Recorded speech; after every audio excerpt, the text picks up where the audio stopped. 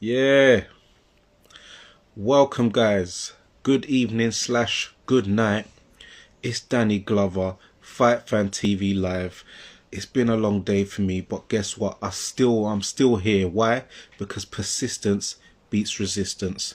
Fighting the tiredness, but we're gonna get into it.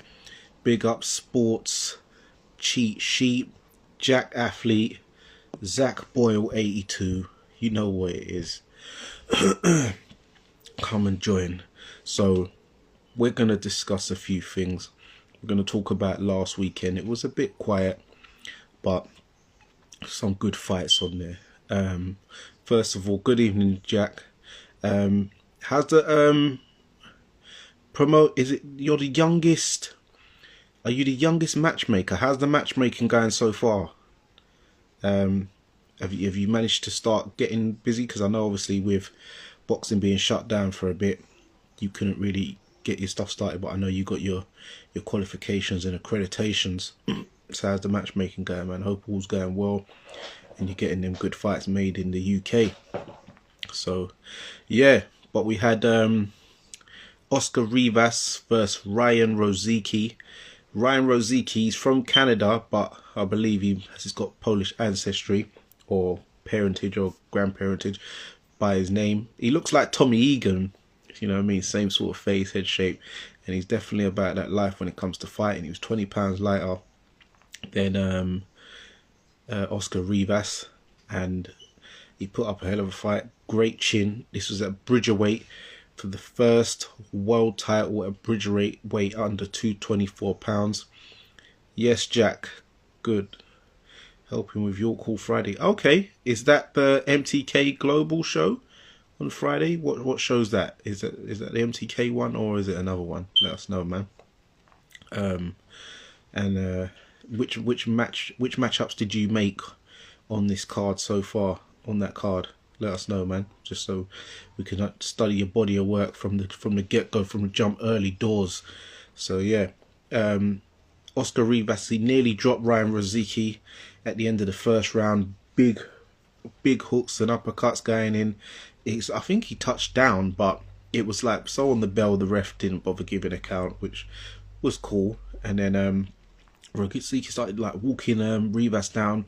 Rivas was fighting off the back foot under pressure, but he was landing big shots. They was both trading on the inside. Good work rate.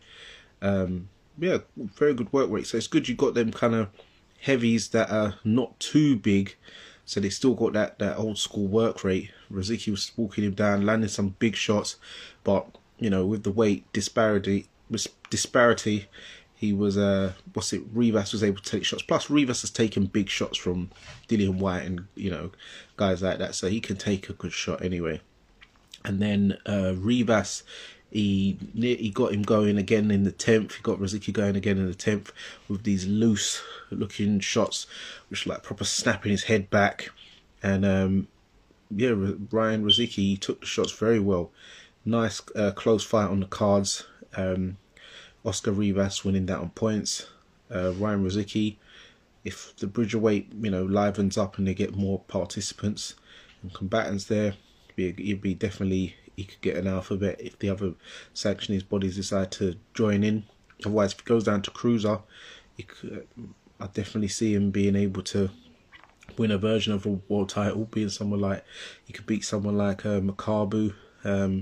He's got a good enough chin to get in there with guys like Breedis and Akoli, but Akoli, it seems he's just going for the Breedis fight and then maybe moving up, maybe to Bridger to get his second title before going up to heavy and attempting to be a freeweight world champion, because you know, normally guys at cruiser, you only really get one shot or two shots at, you know, at glory.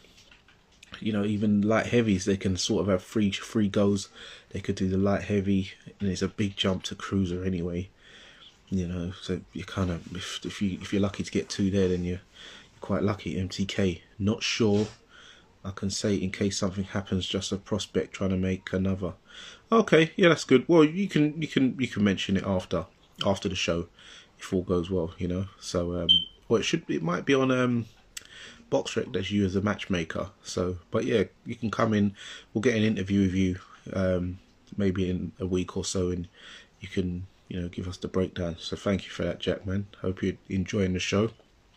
The next fight, obviously, a lot of you guys would have caught Shakur Stevenson versus Jamel Herring for the WBO super featherweight title. Shakur Stevenson moving up from feather, being the former WBO champion there. Jamel Herring last time out was in Dubai, knocked out Carl Frampton, dropped Carl Frampton about 3 times, but knocked him out. So yeah, great showing by Jamel on the MTK Global show. So Jack, you'd remember that. So yeah, just to give a few little pointers and stuff. Shakur Stevenson and Jamel Herring, both southpaws. Normally they say, oh, if you got 2 southpaws, it's going to be a dull fight. They're going to cancel each other out because they're all just counter punches and negative. But no, they was both kind of fighting in the pocket for a lot of the fight actually.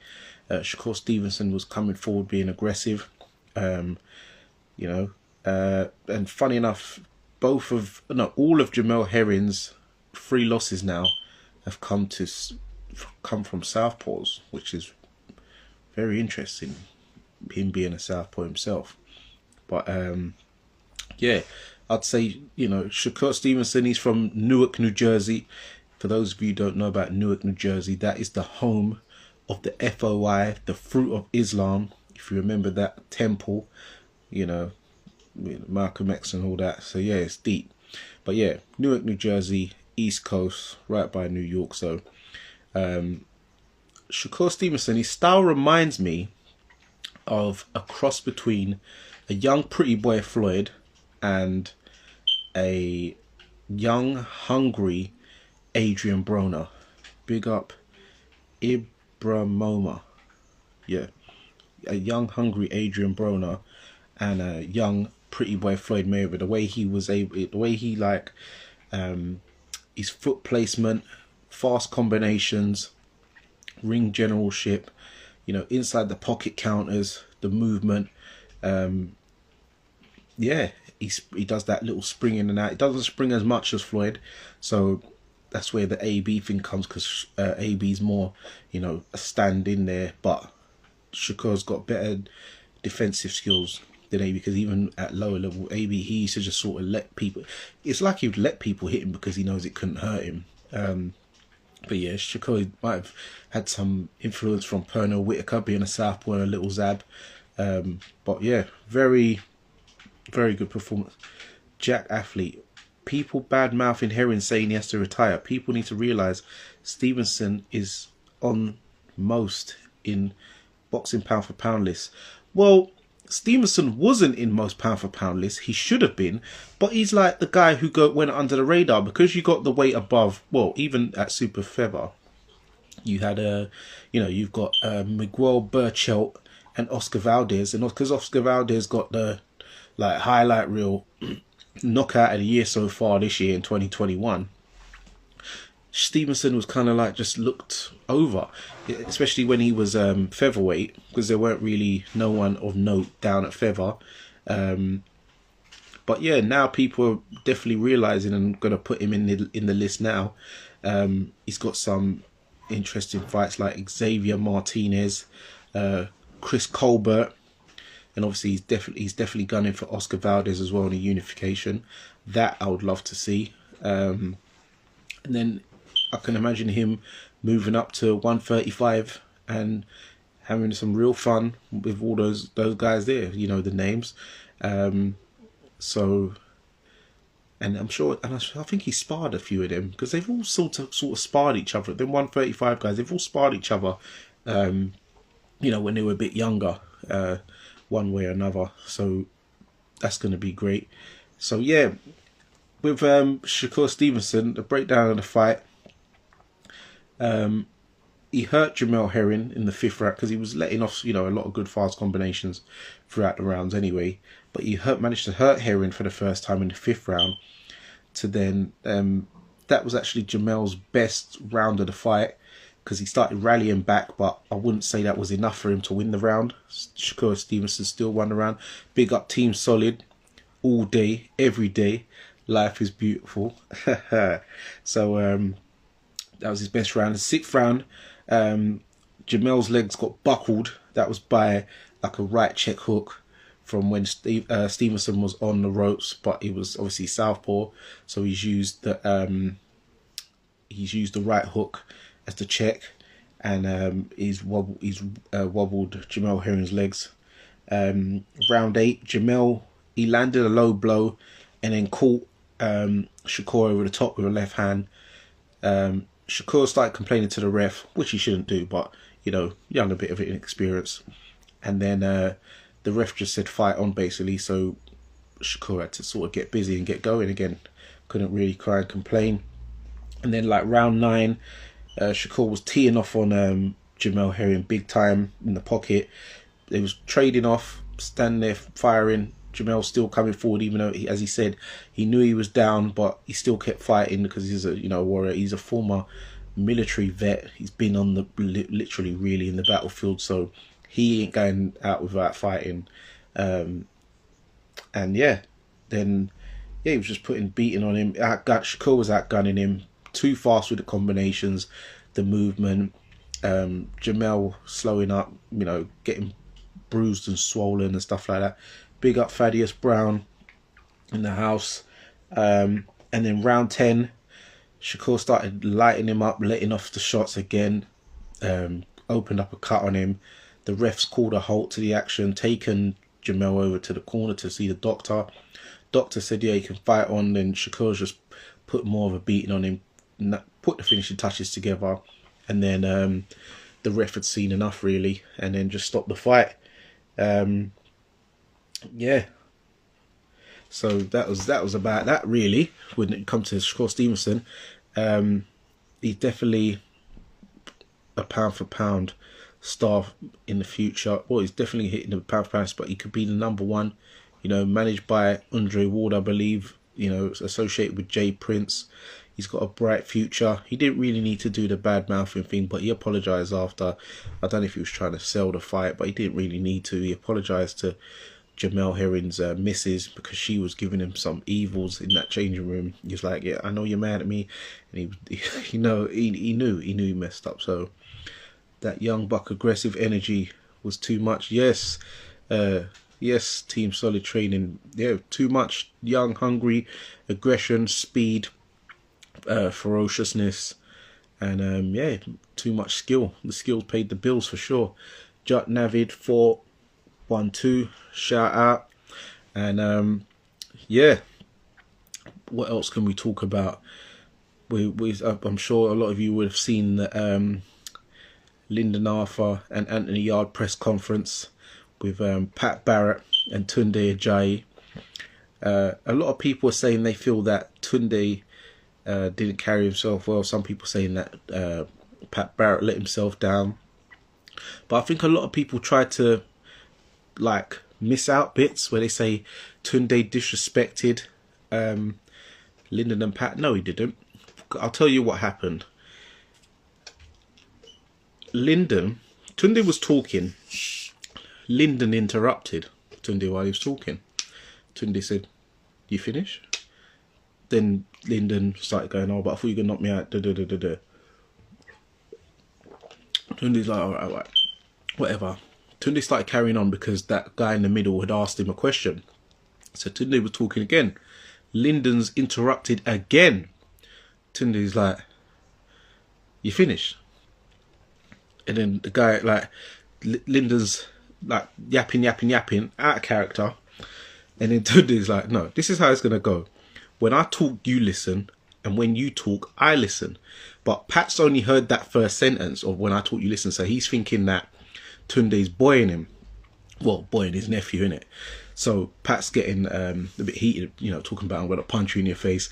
Tunde's like, "You ain't punching no one in the face." Ha ha. You ain't punching no one in the face. Because a lot of people think because Tunde wears a suit and stuff like that, and he's, a bit of a jester on the camera, that they don't, a lot of people don't know Tunde's background. He actually is from the roads. So when he's talking about, "I'm this close from going back to the roads," he's not just saying this. That people know, from Peckham, Southwark Borough, Lucia, but they know Tunde from back in the day. You know what I mean? When he was in the Lynn, you'll see the famous pic with Tunde, with Sparks and Spud and them, man. So, you know what I mean? He's accredited, just like Pat. So, you know, no one's taking nothing away from nobody. But let's not get it twisted. So when Tunde's like, I'm this close from going back to the rock, because he's like, this interview ain't ending until I finish saying what I'm saying. Thaddeus Brown, nothing to do with wearing a suit. No, but a lot of people think because Tunde's wearing a suit and he does his little jokes that he's not about it. Yes, Mr. 110224. Creaser, big up on your birthday the other day. That part done me when man said back to the Rose. Listen, he's ready to go back. You know what I'm saying? So he's like, you think you could talk to Tunde Ajayi? Just Navid. I'll take some lives in a bit. So he's like, or maybe you want to defend Pat or something. So he's like, so then, hold on. What's it? I don't know if it's going to sit, but yeah. So, who's this? Hello, how are you? Hello. Hello, how are you, my friend? I'm okay. How are you, mate? My friend, I am Naveed from Pakistan. Is my company is boxing gloves manufacturer. Okay. Yes, So, is boxing is good quality is leather. yeah. All right. So what boxes you want to talk about? Yes, I will check you. Is I show is boxing gloves. Boxing gloves is good quality. Is 1 minute. All right, mate. All right. Do you know what? If you want to try and sell me some merchandise, hit me in the DM and we'll discuss it there. But I want to talk some boxing with the fight fans. Yes, boxing gloves. All right, mate. Can you lock it off? Yeah. How do you do that on there? Yes, my friend. 1 minute, wait. All right, mate. I show this. How fight fans? How do I get this guy off, please? I don't want to Yes, lock yes. off. Come off the live, brother. I'm trying to talk to the fight fans. I thought you wanted to talk boxing. You're trying to sales pitch me. Inbox me in it, and we'll talk that. But come off the live, please, brother. Oh, okay. Yeah, I talk boxing. I'm on a live. Can you click the X button, please? Okay. My friend, what do you do? First, I explain you what do you do. I am a podcaster. Can you click the X button? You're holding up my live, brother. You're holding up the live, brother. Click the X. I'm trying to talk to the fight fans and get some. Trying to talk boxing, brother. I'm not trying to talk about pads and punch and gloves. Yeah. Okay. Yeah. Introduction of my company is Pakistani company is City My Child Court is boxing gloves manufacturing is cloth manufacture is t-shirt, tracksuit, hoodies, shorts, MMA gloves. This manufacturer is good quality. All right. We'll talk about that another time. But can you come off it, please? I'm trying to get some guests on. Just click the X button, brother. Take care, yeah? Can you click? Okay. All right, bye. Okay. Bye. Yes. Yeah, click the X. Click the X on your screen, please, so you can come off. So you can exit. Thank you. No, click the X, not reverse cam. Oh my goodness. This, you can't make this Wait. X, brother. How do I get? Expert. Oh my goodness. What's going on here? How do I get this guy off?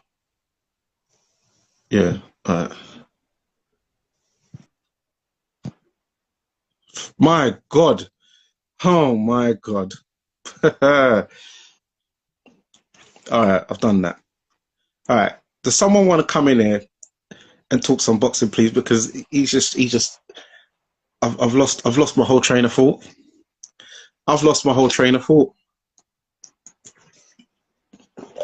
Shout out, man, India. But yeah, so Pat Barrett, he's come in there with his dark glasses and his big jacket.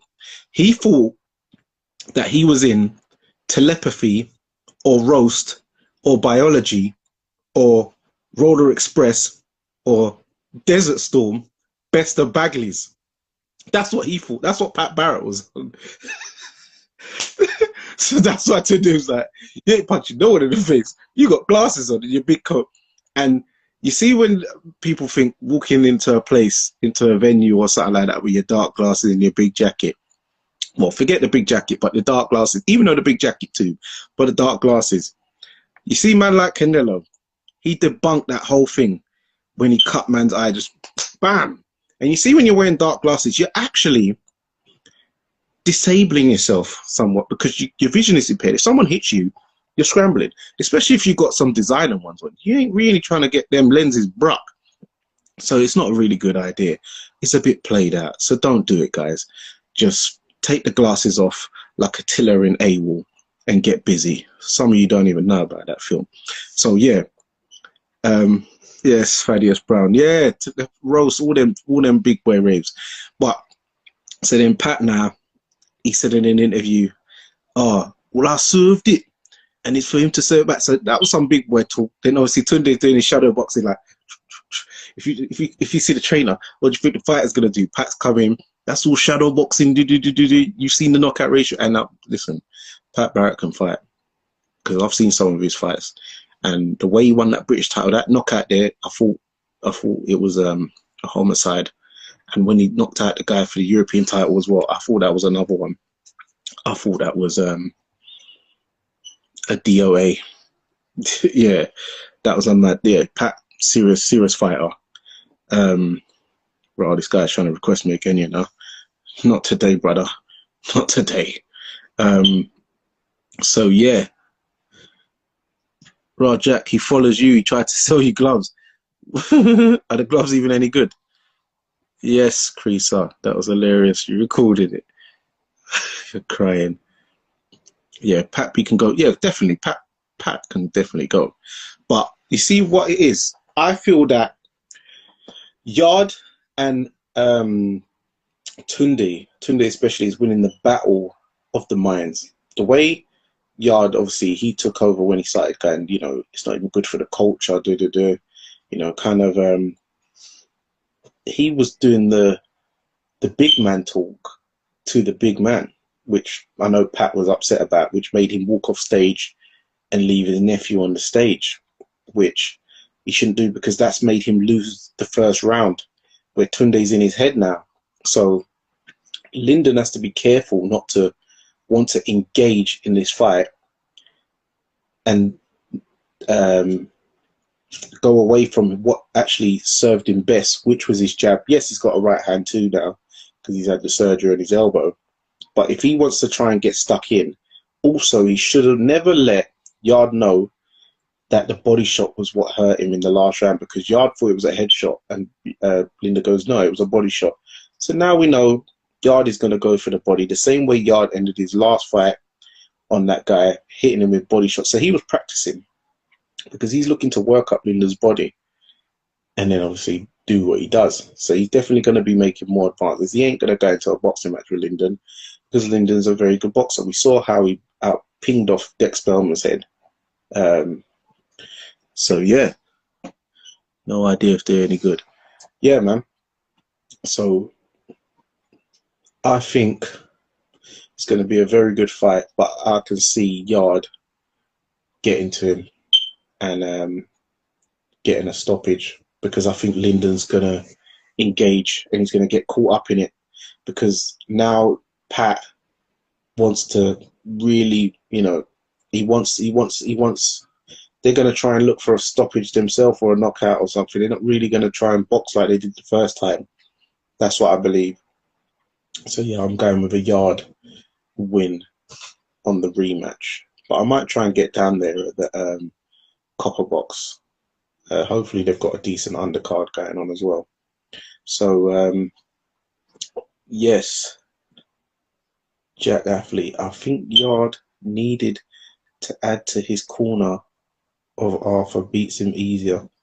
Yeah, well, he's added James Cook to the corner team, so that's a lot of that's a wise head. he's got there. So that's a good addition to the corner team, I believe. So what do you guys also think about Tyson Fury? You know, Dillian Whyte's the mandatory, but they're, I think it was Bob Arum. He said that Fury's going to fight in March and it's going to be either against Whyte or JoenJoyce. Now, I don't see why JoenJoyce is even in the running, because last I knew, JoenJoyce was the WBO #2 or something like that. So he was just behind Usyk. So if anything, I don't see how he'd be on the WBC radar. Got to jump off. All right, take care, Thaddeus. Oh, I hadn't seen that. Nice to see you realised it. Yeah. He's got James Cook in the corner, so you know about James Cook and that. So yeah, man. So it's a bit interesting how JoenJoyce has just somehow been slid in out of nowhere. I'm not sure why, but I think Dillian Whyte deserves a shot, and they should just let it be, really. So this week coming, we've got the show at the O2. We've got Chantel Cameron versus McGee. We've got Craig Richards versus Mataja.